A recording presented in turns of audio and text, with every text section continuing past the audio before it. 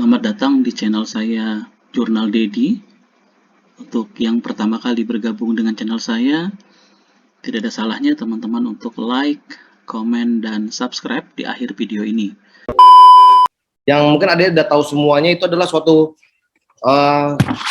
milestone lah bagi perjuangan bangsa kita ini, di mana bangsa kita ini membentuk suatu komitmen terhadap kebangsaan. Jadi 1928 itu adalah suatu bentuk komitmen para pemuda dari seluruh wilayah di Nusantara itu untuk membentuk suatu negara, untuk membentuk suatu kesamaan bangsa, kesamaan bahasa. Nah, jadi gambarannya jangan dipikir sekarang, oh sudah ada Indonesia, tidak. Jadi kita perlu pahami zaman itu, ya, tidak ada Indonesia, setiap wilayah di negara kita ini masih terpecah-pecah, tetapi sudah ada semangat kebangsaan untuk membentuk suatu komitmen bersama melalui Sumpah Pemuda. Nah, adik-adik sekalian, jadi memang ini sangat panjang hingga timbullah tahun 1945 kemerdekaan Negara Kesatuan Republik Indonesia. Lanjut slide.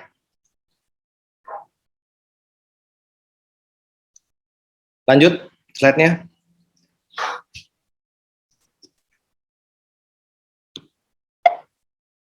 Slide, lanjut slide.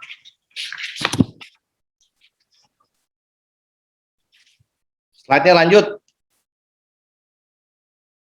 Sebentar, Pak.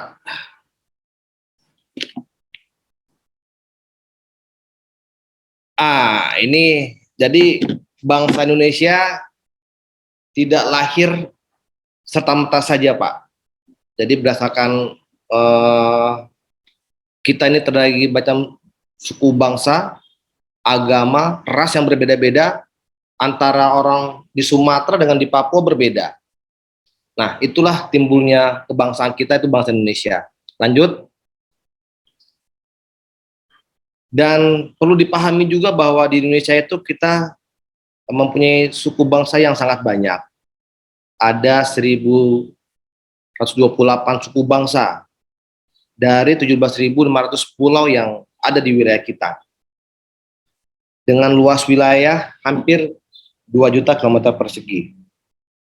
Para mahasiswa sekalian yang kami banggakan, saya kebetulan pernah berdinas di beberapa negara termasuk Filipina. Waktu di Filipina itu kebetulan saya sedang menangani konflik antara Moro Islamic Liberation Front dengan pemerintah Filipina saat itu. Saat itu saya berpikir cuma di Indonesia saja yang mungkin suku bangsanya banyak, bahasanya banyak, tapi ternyata tidak. Di Filipina pun sama, di sana itu ada sekitar 200 suku bangsa di Filipina. Jadi antara orang di Pulau Luzon, kemudian juga di Pulau Visayas di bawah, sama di Mindanao, ataupun yang dekat dengan kita di Basilan, Tawi-Tawi itu berbeda bahasanya, berbeda sukunya. Nah, dan yang lucunya begini, di Filipina itu orang menggunakan bahasa itu campur-campur, sehingga munculnya saat ini adalah mereka menggunakan bahasa formal adalah bahasa Inggris, ya. Kemudian juga ada bahasa resminya bahasa Tagalog. Tetapi lucunya bahasa Tagalog ini tidak digunakan secara menyeluruh di Filipina. Karena apa? Karena itulah kelemahan Filipina, mereka tidak memiliki bahasa pemersatu seperti bahasa Indonesia. Jadi Tagalog itu kalau diibaratkan adalah bahasa yang digunakan oleh suku di Pulau Luzon. Jadi kalau misalnya kayak kita di Indonesia itu, Tagalog itu seperti kita menggunakan bahasa Jawa lah sebagai bahasa nasional. Akibatnya suku-suku lain itu tidak memiliki keinginan untuk belajar bahasa Tagalog itu. Nah, akhirnya muncullah bahasa campur-campur, Tagalog, Inggris, dan sebagainya.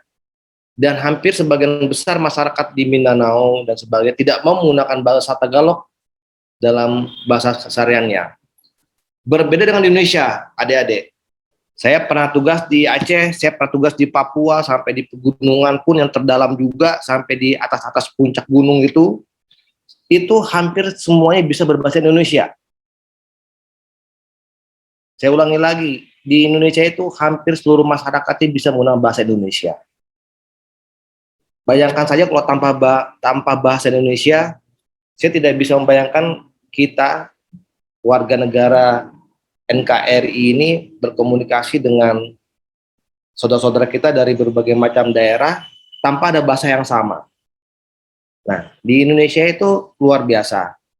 Nah, jadi kita harus juga lihat secara komprehensif juga, ternyata bahasa Indonesia itu punya peran sangat penting sekali sebagai bahasa pemersatu kita, antara kita yang di sini di Samarinda.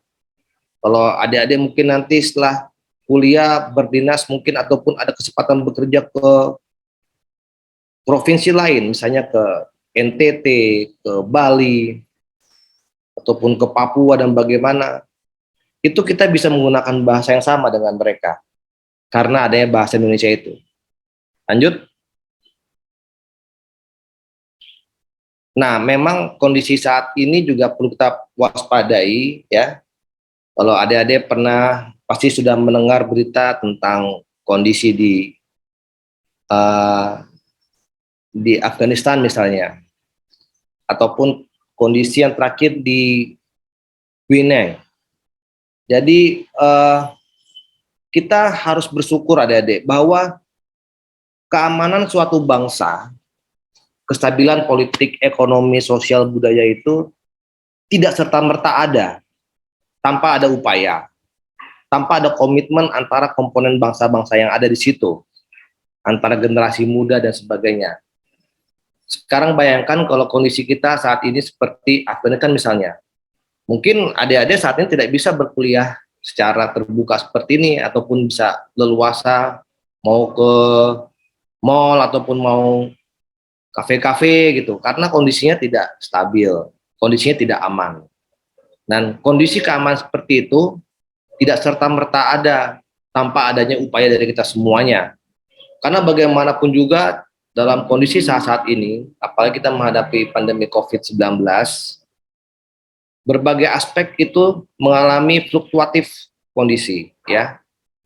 Dari masalah ekonomi, ketika ekonomi bermasalah, timbullah masalah sosial budaya, masyarakatnya bermasalah dan sebagainya.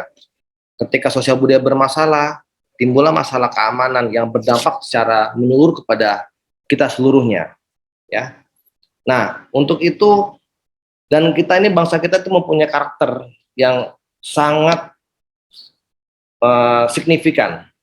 Saya bilang signifikan kenapa? Karena Belanda itu menggunakan ini bertahun-tahun sehingga dia bisa menguasai Nusantara. Bayangkan saja negara Belanda yang sekecil itu dia bisa mengokupasi Indonesia bertahun-tahun. Karena dia memahami bagaimana karakter sosial budaya di Nusantara. Artinya apa? Bangsa kita ini adik-adik sangat mudah untuk dipecah belah. Bangsa kita ini mudah diadu domba. Nah, itu yang digunakan Belanda bertahun-tahun. Politik divide et impera namanya dulu itu digunakan. Dipecah-pecahkan, kemudian dikendalikan sama dia.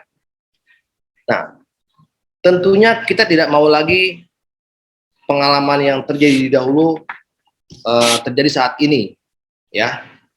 Jika kita sudah berjuang merdeka dan sebagainya, tetapi embrio-embrio dari adu domba ini ya masih mudah terjadi di bangsa kita ini, di negara kita. Nah, untuk itu, adik-adik sebagai generasi muda bangsa, kalian adalah calon-calon leader di masa depan. Harus paham tentang bagaimana menghadapi segala masalah dan jangan mudah untuk diadu domba. Jangan mudah dimanfaatkan, apalagi saat ini orang sangat mudah menginfiltrasi kita melewati informasi yang tidak akurat. Muncul-muncul hoax di mana-mana. Jadi kalau misalnya kita mudah sekali terpengaruh oleh hoax itu, mudah diadu domba, ya akhirnya tidak akan efisien di situ. Malah akan berdampak pada segala aspek. Apalagi adik-adik sebagai generasi muda yang kita harapkan nantinya berperan penting terhadap masa depan bangsa kita.